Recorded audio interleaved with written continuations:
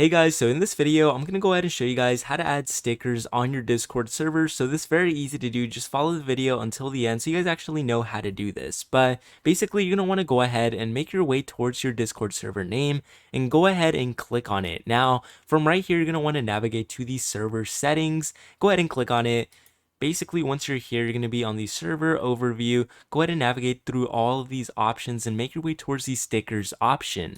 Now from here, you're going to want to go ahead and click upload sticker. Now keep in mind, if you want more than 10 stickers, more than 15 or 30 stickers, you're going to have to boost your server. But these ones right here are initially free, so you do not have to boost for your first 5 free stickers. So it's as easy as clicking upload sticker and then reading the file choice. Now it does have to be an APNG or a PNG, 512 kilobits max.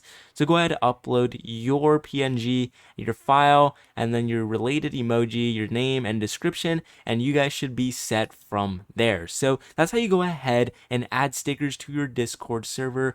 So it's basically really easy, and if you found this helpful, leave a like on the video, subscribe to the channel. I'll go ahead and see you guys for the next video.